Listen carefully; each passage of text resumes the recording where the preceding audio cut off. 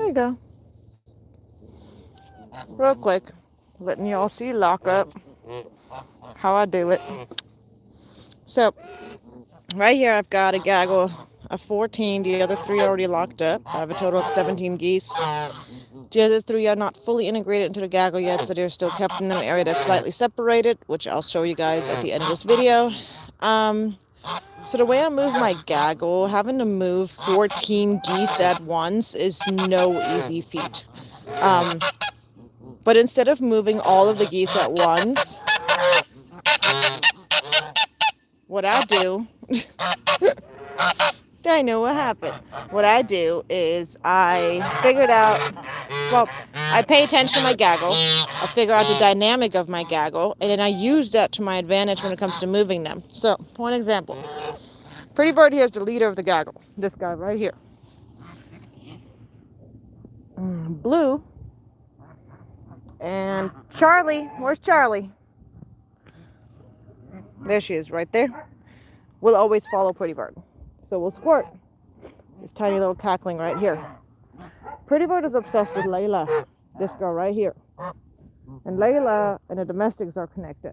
So, knowing that, all I need to do to get the majority of my gaggle moving is herd 5 of my geese. Just 5. So I just herd the domestics over. Pretty Bird will follow.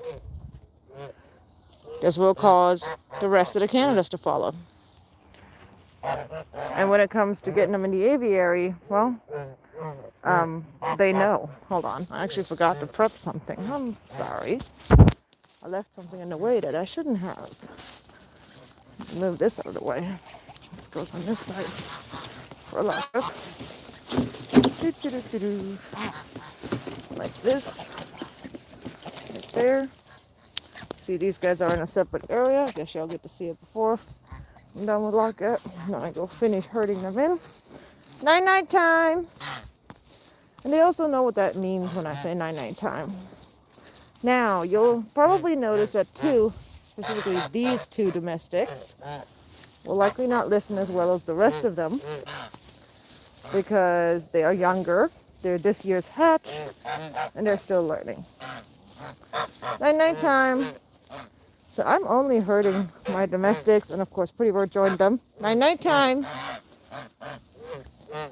And y'all can see that the Canadas and my cackling are following. Let's go, Layla. Night-night time. See? And the babies are causing problems. Night-night time. Let's go night-night. Night-night time. Let's go. Night-night time. So all I need to do, go on. Let's go. Go on. Let's do this. Come on, babies. Night-night time.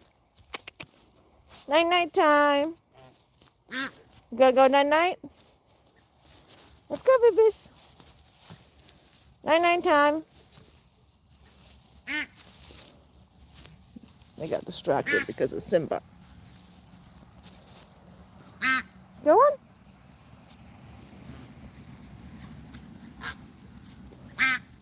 When it comes to my Canadas, I'm just standing back here. A lot of times I'll stand by the door. It doesn't really make a difference. Surprise, Squirt already went in. Usually she goes in last, but I guess she was annoyed with everybody taking forever. Night-night time. Night-night time. Come on. Cats are running. See, and this is the funny part always about when you actually try to catch something on camera. I swear, that's always when something happens and everything doesn't go the way it usually does, because usually they all walk right in. They file in one line. But now everybody got distracted. Come on, babies. Night-night time. Come on. Go night-nights.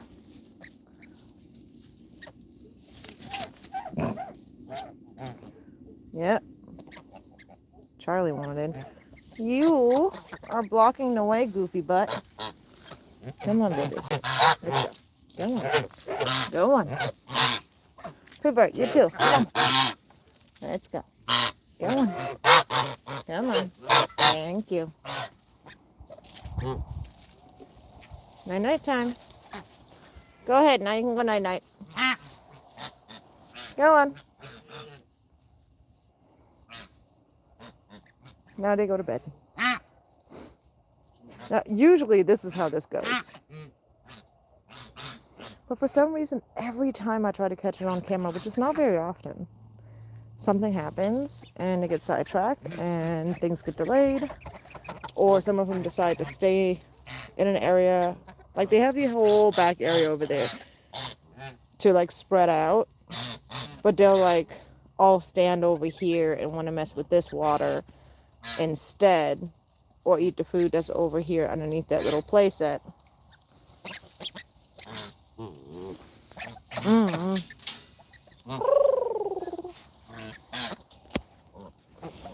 Night night. Night night. Night night. Night night, babies. Yes, my sweet babies. Night night.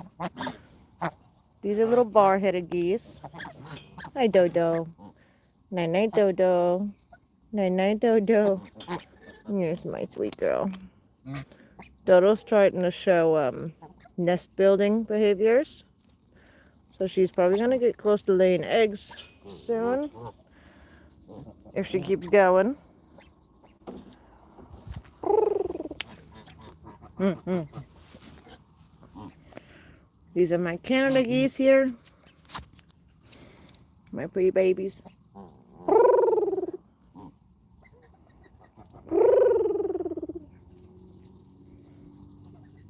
What you doing, Sarah?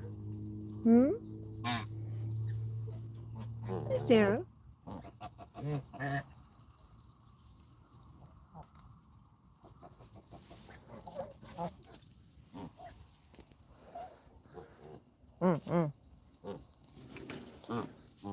They have all this space back here too. The reason you see poop on some of these boxes and stuff is actually because they will jump on top of them and sleep on them at night. Interestingly enough, they won't jump on this one. I think it's because it obstructs their view, whereas those ones don't have anything on them.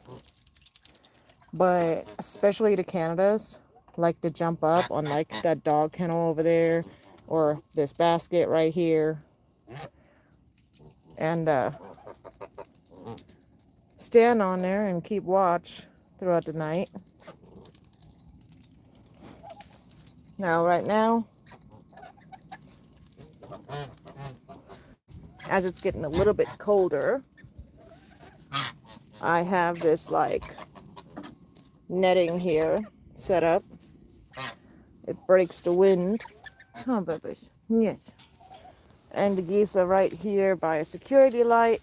I have security measures in place, including cameras that are motion activated that will alert me if anything goes on. And I do what I can to keep my birds safe. Make sure that they are safe at night. See Dodo better over here because she's so bright. Hi, Dodo. I'm trying to get my lock in here. I'm going to have to set y'all down for just a second.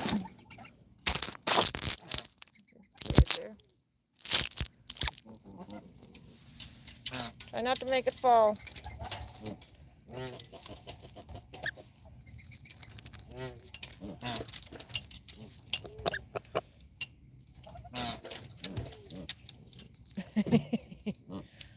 Y'all are getting a close-up.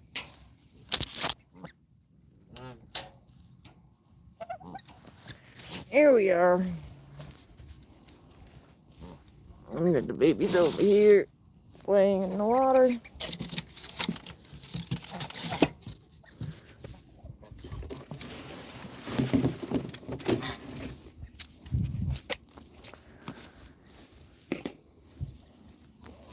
So like I said, I have motion activated cameras, keep them safe. Cameras all over this property. And hi.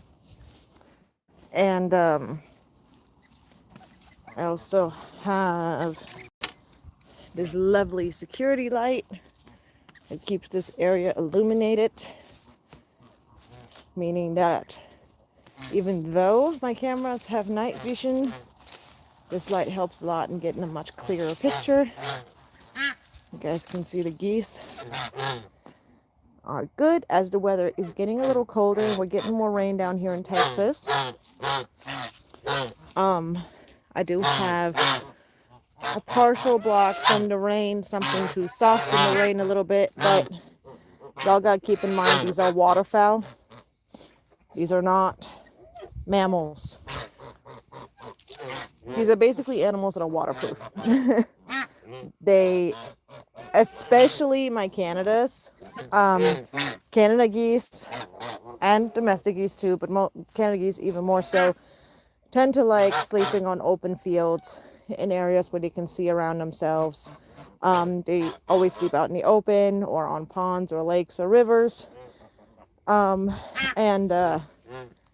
So they much prefer having the ability to be outside and see around themselves rather than being inside of a coop. Now, this does not mean that I use this during the winter, because even in Texas, in northern area of Texas, which is where we're at, it does get cold in the winter. So, and we do get some pretty cold winds that freeze your bones. So for now, before it actually gets to that point, I have this netting here, which is basically just from an old trampoline that we had that broke during our move. And I used the jump net and fold it in half, so it's double it, attach it to the aviary along the side. Hey, Seraphim. And it basically breaks the wind, or like say if it's raining, it breaks the rain up, so it's not as violent or strong or whatever. The aviary is weighted down and anchored down and all that fun stuff in case of storms, like for example tornadoes. And of course the tarp gives them some protection from the rain.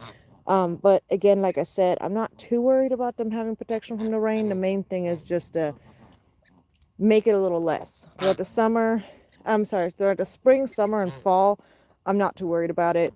These are animals that will prefer to be out.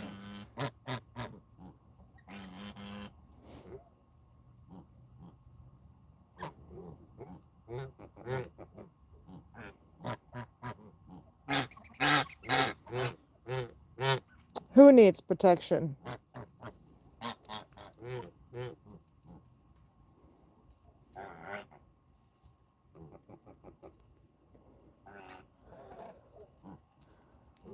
Because my birds have a lot of protection.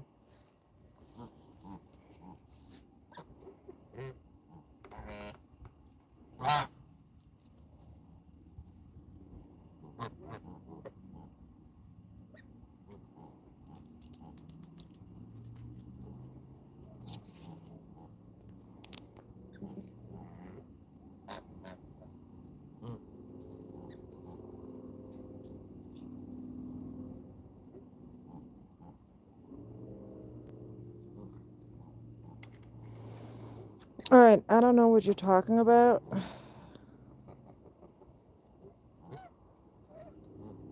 But this is about geese.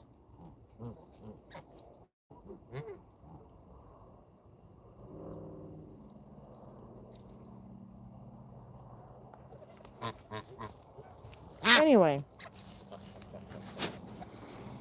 So to right here is our little Sebastopol goose. And right here are our little bar-headed geese. Now, bar-headed geese, they actually are from the Himalayas. They actually part of the season when the wild version of these guys live in India. The other part, I forgot the name of the place. Tibet, I think. Basically, they migrate above Mount Everest. And they can fly. They've been witnessed to fly at 30,000 plus feet in the air, which is absolutely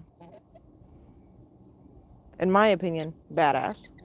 Um, Dodo right here is a Sebastopol goose. Sebastopol geese were found in a small place called Sebastopol in Russia.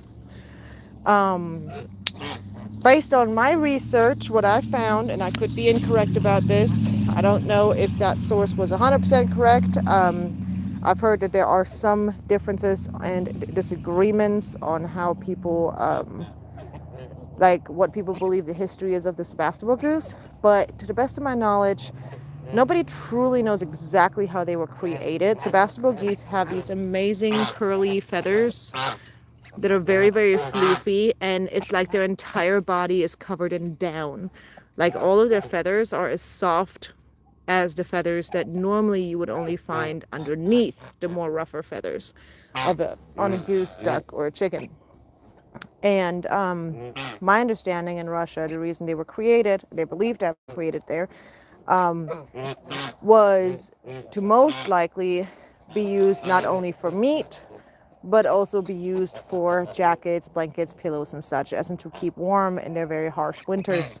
Now, the English, from my understanding, from what I read, the English found them in Sebastopol, took some of them with them to England, bred them to their liking, which kind of messed up a little bit how they were originally. And then the Americans got a hold of the Sebastopol geese from England and then try to basically revive how they were before and bred them to another kind of another domestic goose breed to try to undo some of the stuff. And that then created what we commonly in the US now know as the Sebastopol goose.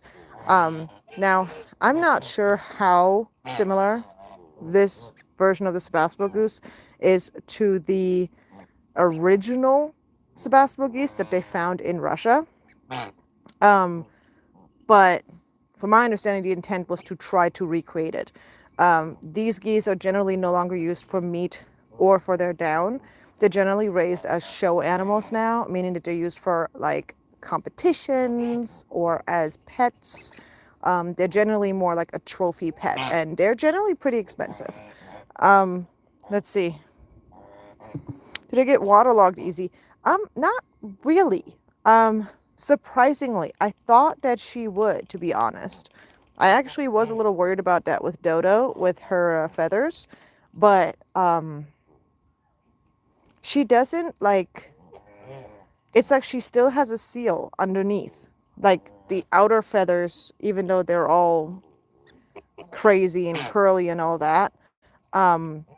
She seems to still have that secondary seal that they have underneath where like all their down kind of lines up in that way that creates a seal. So like for an example, so you know how like Charlie here, for an example, her breeder had pinioned her, which means that they had cut off part of her wing when she was a baby before I got her. This was done without my knowledge. I didn't know they were going to do this. I personally don't like it.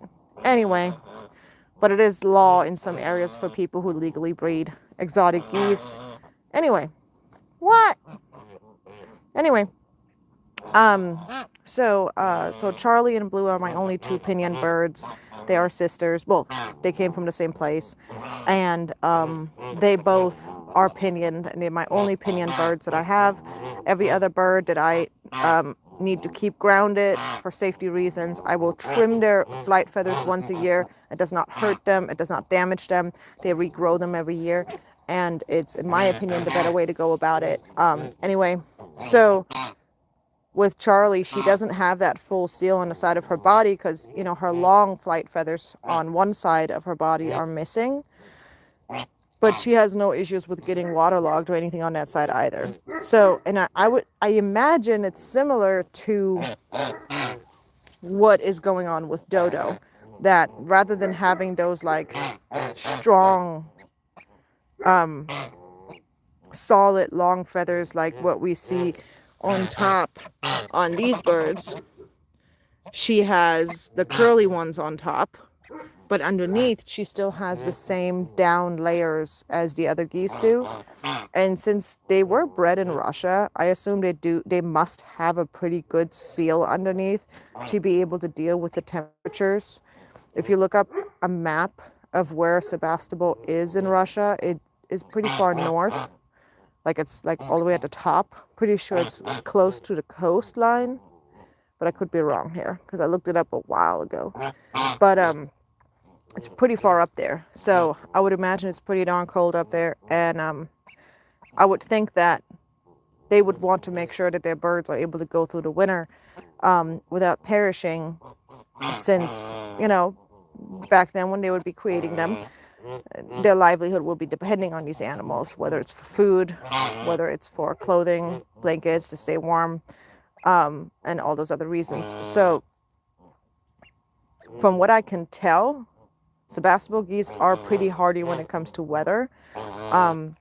The thing I have noticed, though, is that they are high maintenance. Not just noticed. The thing I have learned, though, is that they are high maintenance. So they need to be watched closely. You need to make sure that they have consistent access to not just water, but clean water.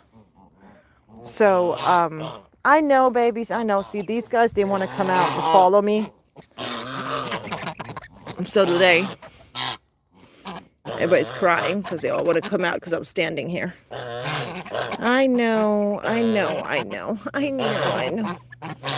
These guys right here are beyond tame. What is it, Rhino? Hi, Rhino. Rhino.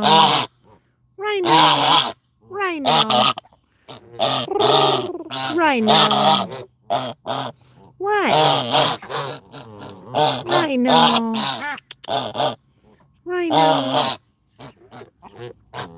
Rhino.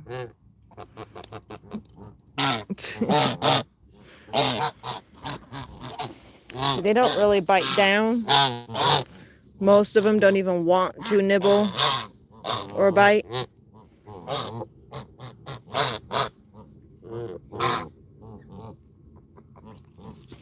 What do you have on your beak, Layla?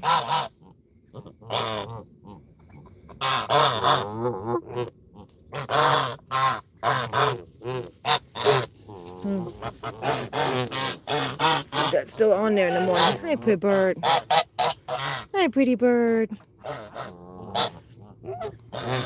Anyways, pretty much just about every goose here, if you put your finger in there, they're not going to bite down and hurt you.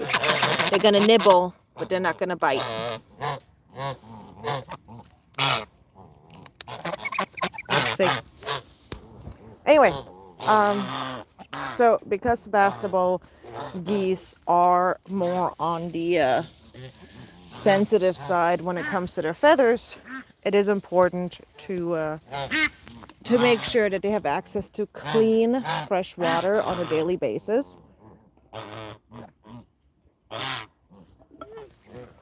So they can properly wash and clean themselves and their feathers. If they don't have access, it can definitely cause issues because their feathers are more sensitive when it comes to, like, not being cared for properly. So definitely want to make sure that they have access to clean water.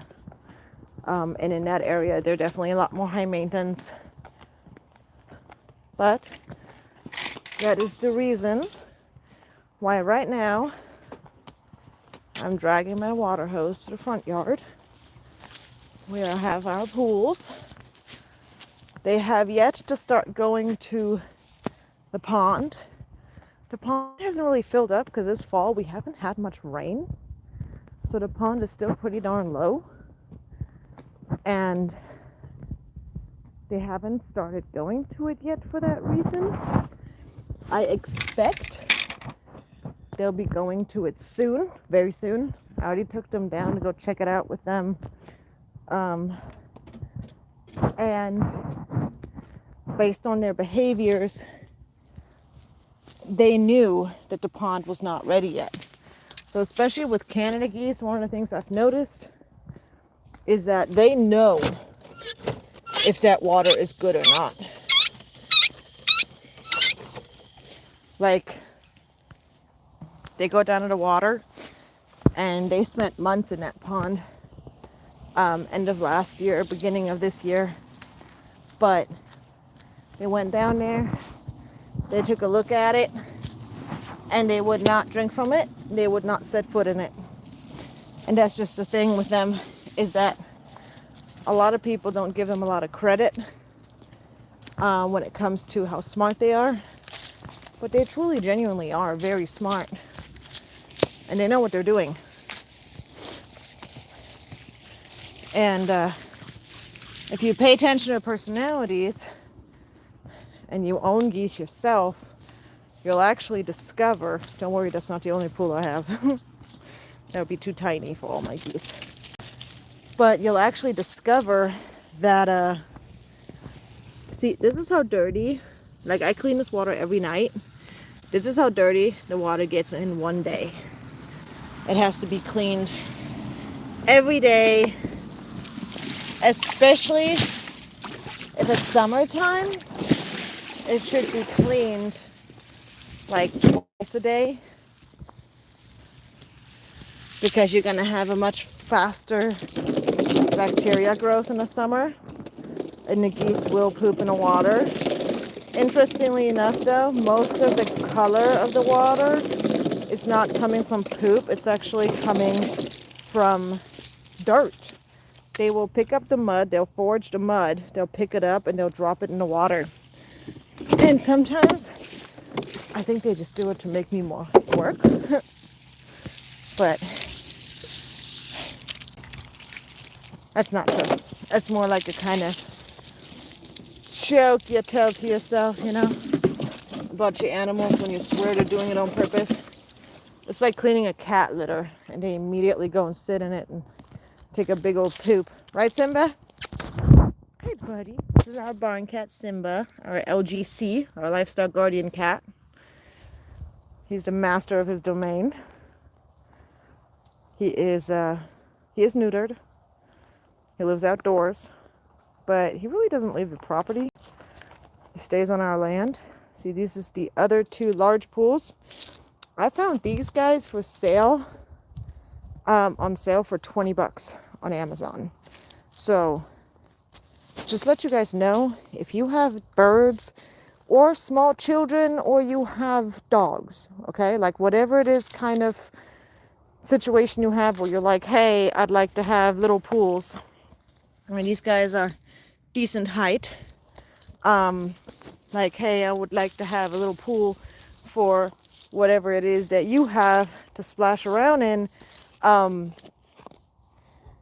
If you wait and you have patience and you browse through them lists online, you will find these foldable dog pools, which is the ones that I purchase. I buy the dog pools because geese do have large claws, and their claws are literally the size of a medium dog's claws. Anyways, I will buy these specifically for my birds because I can fold them up and put them up when it gets to the freezing point. Yeah, they're really easy to move around or to take care of. Like if I want to empty them, I don't need to pick them up. Point one is they have a plug on the side. So there's this plug right here. I just open it. It'll let out most of the water. And then the rest of it, I can just push down the wall and let out the water this way. So pretty easy to do. And you rinse it out. Grab yourself a scrubber, clean it up a little bit, make sure there is no algae growing. And the bottom of it is pretty much like tarp. And then the sides of it is basically reinforced a little bit, so it's more solid. But yeah, like I said, so in total for both of these, I paid $40. So it was $20 for each. Found them on sale. The last ones I had, I paid $15 for each. They were similar size, slightly smaller, but similar size, a little bit taller on the sides. I made the mistake of leaving them out when it started freezing, and I tried to move them the next day, which was just stupid. Shouldn't have done that, and they tore. And then the other one, literally something fell on it. It was sitting there upside down. It had frozen, and something fell on it, and it tore that one. So it was just one of those things where it was my own fault that they broke. Otherwise, they would have been fine. They were doing good throughout the summer and most of the winter. But yeah, pay attention to like Amazon, Walmart, whatever, Target, wherever it is you shop. I would say online, pay attention to it, because routinely these pools will go on sale, especially around this time of the year. So especially between fall and like before spring, like by like February, it's much less likely past February to find these things on sale. But if you pay attention, and you have to scroll for a while, like, so if like I go on Amazon, I'm on like page 6, 7, 8, 9, 10 before I come across the ones that have really good sales going on. Pay attention to the size of the pool. You want to look at the ones that are like 60 something inches, you know what I mean, or 50 something inches if you want the bigger ones. And they're like 12 plus inches up the sides. So they're at least a foot deep. And I mean, this would be perfect size for like a mom and a dad to hang out with their baby, if of course animals weren't using it.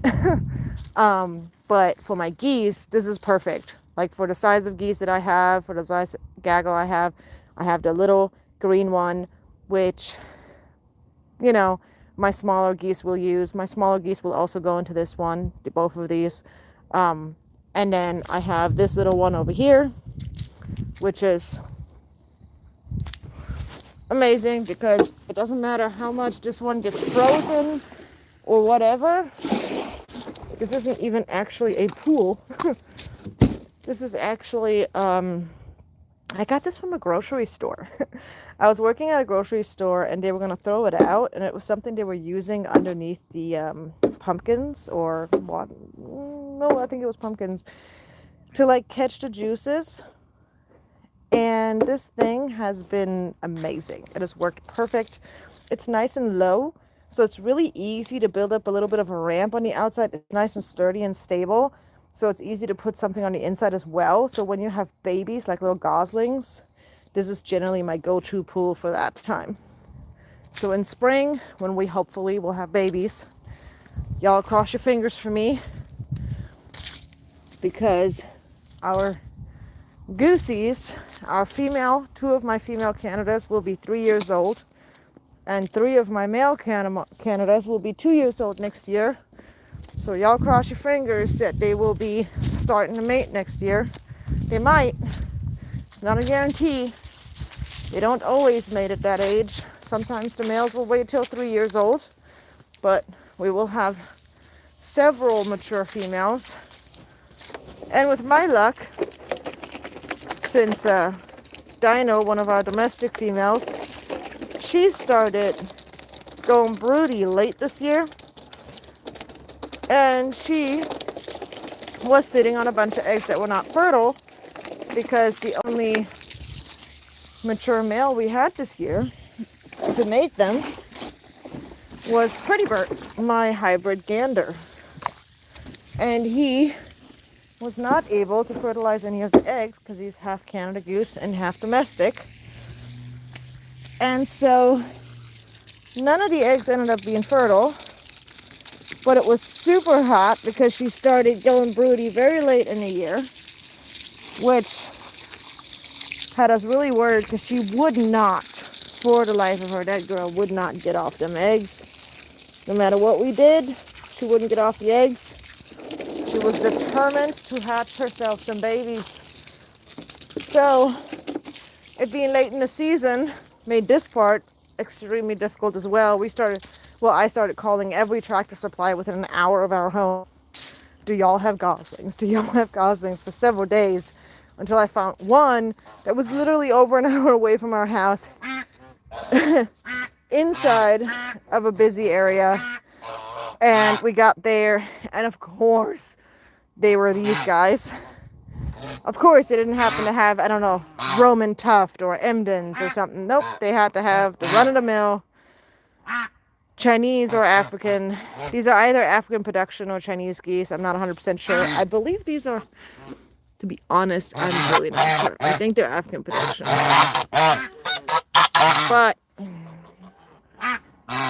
To me right now, I'm pretty sure they're both female, which is absolutely ridiculous because, well, I was actually hoping one of them would be male, so we would have at least one fertile male in our property, but Dodo, the Sebastopol we hatched this year, turned out to be a female. Both of those little boogers that I got at the store turned out to be female, most likely, based on what I can tell so far. There's no high-pitched honking going on, so seems like they're both female. So, yeah. Next breeding season depends on my 3 Canada males to see if they become fertile or not. Because I will have, like I said, 2 Canada females, 1 cackling female, and several domestic females that will be fertile. So we will have to wait and see what happens. Anyway, I'm going to go ahead and stop this live since I don't have the birds out. And most of y'all are usually here just to see the birds. But I hope y'all have a good evening. And I'll see y'all next time. Good night.